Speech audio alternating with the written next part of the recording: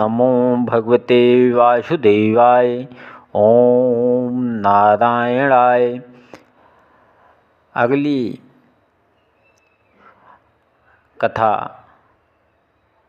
श्री वरुण लोक में श्री कृष्ण का जाना और सारी गोप से दधि का दान लेना। हंसी बोली राधा कुंवरी, कहा बनिज हम पास, कहो श्याम सो नाम धरी, देहि दान हम तास। अपनी प्यारी का यह वचन सुनकर नंदलाल जी बोले कि आज तुम्हारे यौवन का दान लूँगा। हे राजन, जब इसी तरह कुछ देर तक सब ब्रजबाला मोहन प्यारे से झगड़ा करती रही, तब श्याम सुंदर ने माया उन पर फैला दी। सब गोपियाँ काम रूप मद में मतवाली हो गई। व्याकुल हैं सब मदन में, नयन बूंद धरि ध्यान, कहत कान्ह अब शरण हम, लीजे सर्व सदान। ऐसो कही मन माही, देहि दशा भूली सबही, लेहूँ श्याम बलि जाई, यह धन तुम सब आपनो। गोपियों की यह दशा देखकर वैकुंठनाथ भक्त हितकारी ने उन लोगों की इच्छा पूर्ण करने के लिए अपने अनेक रूप जो किसी को दिखलाई ना दे धारण कर लिए और सब ब्रजवालाओं से ध्यान में भेंट करके उनका काम रूपी रोग छुड़ा दिया।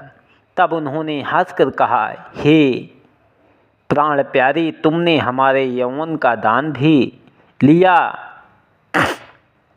अब आज्ञा दो तो अपने अपने घर। उन्होंने हंसकर कहा कि हे प्राण प्यारे, तुमने हमारे यौवन का दान भी लिया, अब आज्ञा दो तो अपने अपने घर जाबे।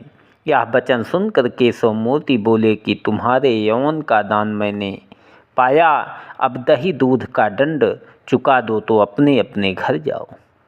यह वचन सुनते ही ब्रजवालाओं ने प्रसन्न होकर अपना दही दूध श्याम सुंदर को ग्वाल बालों समेत खिला दिया। पर मोहन प्यारे की माया से उनके बर्तन ज्यों के त्यों भरे रहे। जिस समय गोपियाँ श्याम सुंदर की ग्वाल बालों समेत बैठाकर दही व दूध खिलाती थी, उस समय देवता लोग अपने अपने विमानों पर से आनंद देखकर ब्रजवालाओं की बड़ाई करके कहते थे, धन्य भाग्य ब्रज की स्त्रियों का है, जिनसे पर ब्रह्मा परमेश्वर त्रिलोकीनाथ गोरख रस मांग कर खाते हैं। गोपियाँ उनकी सेवा करके अपना जन्म सफल करती हैं। दही खाते समय मनहरण प्यारे बोले कि मैंने सबके गोरस का स्वाद पाया, पर राधा प्यारी का दही नहीं चीखा। यह वचन सुनते ही राधा ने हंसकर अपना दही अपने हाथ से नंद किशोर के मुख में खिला दिया।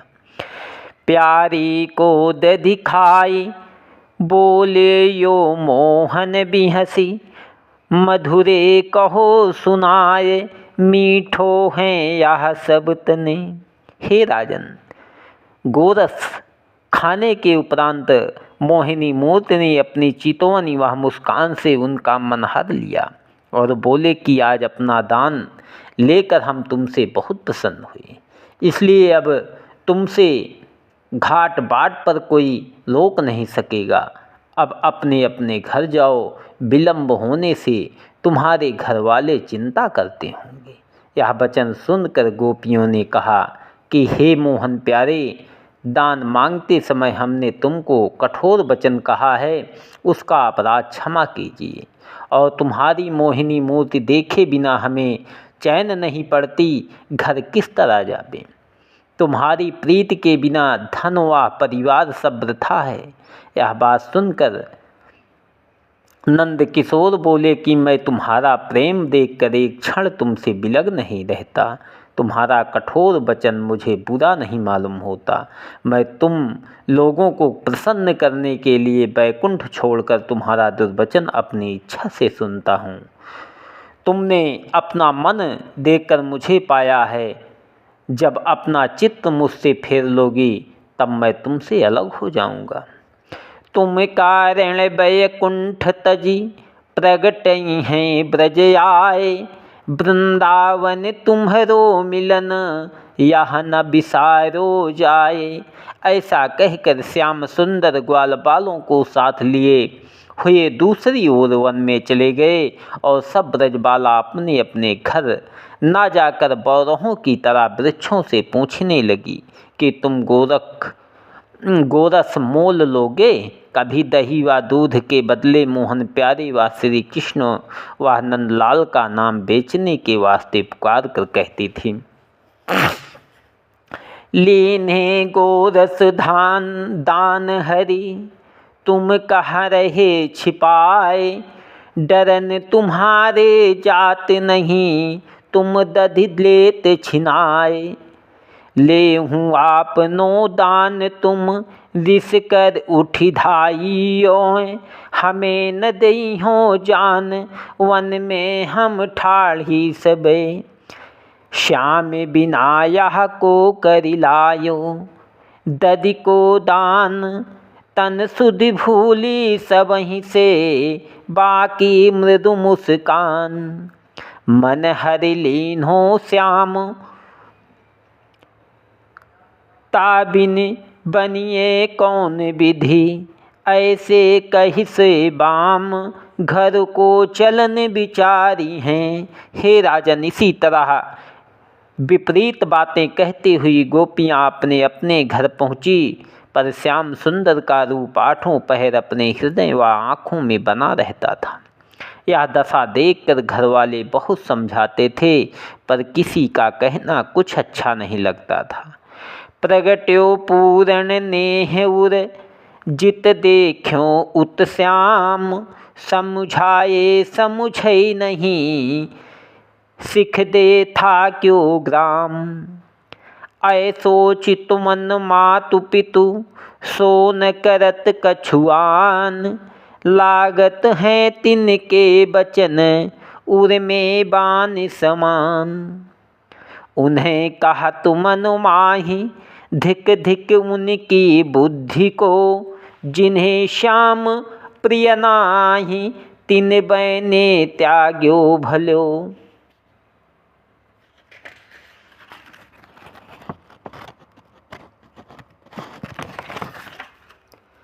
हे राजन, श्याम सुंदर प्यारी पर लक्ष्मी जी का अवतार होने से अति प्रीति रखते थे, इसलिए राधिका भी उनके ऊपर अधिक मोहित रहती थी।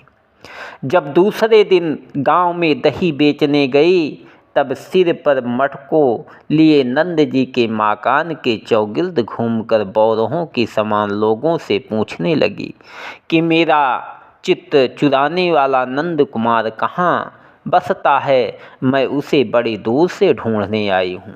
उसका घर इस गांव में है या नहीं। जिन्हें कहत मोहि नंद घर कहाँ सु देखु बताए।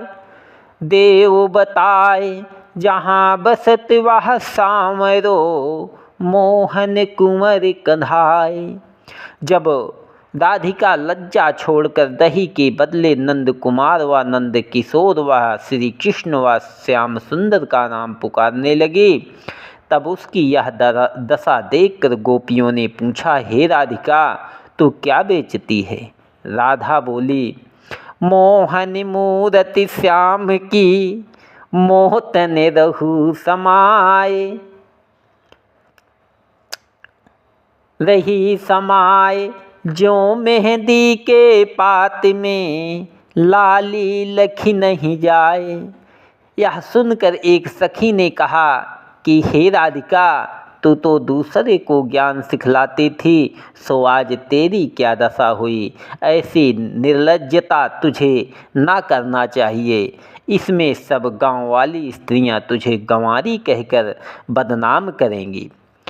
तेरे माता पिता सुनकर तुमको मारेंगे। तू केशव मूर्ति ऐसे स्वरूप पुरुष, केशव मूर्ति ऐसे रूपवान पुरुष को पाकर अपने प्रीति क्यों प्रकट करती है।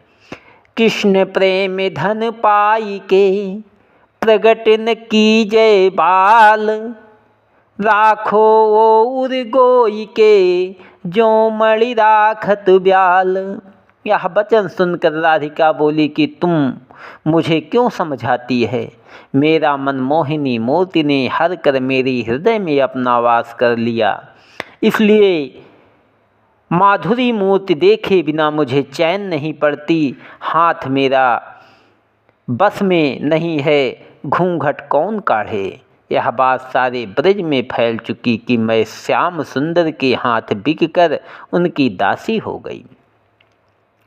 मन मानो मोहन पर मेरो, जग उपवास कहू बहु तेरो। बारी बारी तू कहत क्या, मैं नहीं समझत बात। मोही धृगन में बस गयो, वह यसुमति को तात। राहतुन मेरी आने, अपनी सी मैं कर थकी। तू तो बड़ी सुजाने, कहाँ देत सखी दो सुमही। हे सखी, मैंने अपना प्रेम नंद किशोर से लगाया, इसलिए मुझे किसी की लाज नहीं। पर मेरे हृदय में यह बात ठन गई कि जिस तरह दूध पानी में मिल जाता है, उसी तरह नंदलाल से मिलकर संसार में श्यामा अपना नाम धराऊं। मेरो मन हरि संग लाग्यो, मेरो मन हरि संग लागो। लोक लाज कृत कुल त्यागो, और ताहि सूझति नहीं, भायो जहाँ को काग। हे सखी, तुम मेरी बड़ी प्यारी है, कदाचित तुझसे हो सके तो दया करके मेरे चित्र चोर से भेंट करा दे, नहीं तो मेरे प्राण उनके विरह में निकलना चाहते हैं। ऐसा कहकर राधा प्यारी अति विलाप करके पुकारने लगी, हे यशोदा के लाल, अपना दर्शन देकर दही का दान ले जाब। अब तुम्हारे वियोग का दुख मुझसे नहीं सहा जाता। ऐसे सखी सुनाए, मौन गई पुनि नागरी। देह दशा बिसराए, मगन भई रसु श्याम के। जब उस सखी ने देखा कि राधा प्यारी के रोम रोम में श्याम स्वरूप बस गया, मेरा कहना व समझाना इसे कुछ दोष गुण नहीं करता। श्याम सुंदर से भेंट किए बिना इसका दुख नहीं छूटेगा। तब उस सखी ने दया करके केशव मूर्ति से जाकर कहा कि हे मोहन प्यारे, एक सुंदरी चंद्रमा सी गोरी नीली साड़ी पहने दही की मटकी सिर पर लिए तुम्हारा नाम ले लेकर चारों ओर पुकारती व ढूंढती हुई अभी बंसी वट को चली गई है। जल्दी जाकर उस बिरहिनी की अग्नि अपनी अमृत रूपी दृष्टि से ठंडी करो, नहीं तो वह तुम्हारी विरह में बौरा कर मर जाएगी। केशव मूर्ति ने अपनी प्यारी का यह हाल सुनते ही व्याकुल होकर तुरंत उस सखी को विदा कर दिया और अपने उसी समय बंसी वट में पहुंचकर राधा की इच्छा पूर्ण की। परम हर्ष से दोहूं मिले राधानंद कुमार, कुंज सधन शोभित मनो तनुधर छवि सिंगार। जब श्यामा का चित्त श्याम सुंदर के मिलने से ठिकाने हुआ, तब उसने कहा कि हे प्राण प्यारे, जिस दिन तुमने मेरी गौ खरका में दुही थी, उसी घड़ी से मेरा मन ऐसा मोह लिया कि तुम्हारी सांवली सूरत देखे बिना मुझे एक क्षण चैन नहीं पड़ता। गांव वाले मुझको तुम्हारे साथ बदनाम करते हैं, सो मेरे चित्र में अब ऐसा आता है कि माता पिता आदि अपने कुल परिवार को छोड़कर तुम्हारे साथ प्रकट प्रीति करूं। मैं लीन हूँ दृढ़ प्रेम, सुनो श्याम सुंदर सुगद, तुम पद पंकज प्रेम, यही बात अब राखियो। यह वचन सुनते ही गिरिधर महाराज ने हंसकर कहा कि हमारी तुम्हारी पिछले जन्म की प्रीत है, उसको प्रकट न करना चाहिए।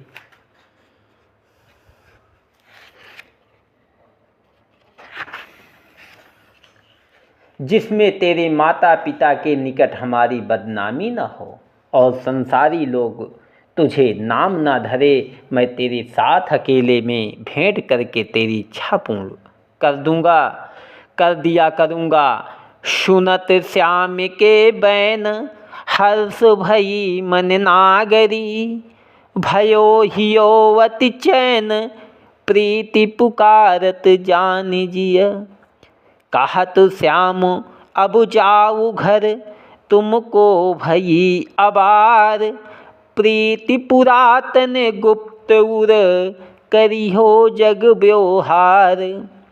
परम प्रेम उललाई घर, पठई हरि भावती, चली महासुख पाए फिर चितवस श्याम तन। कृष्ण राधिका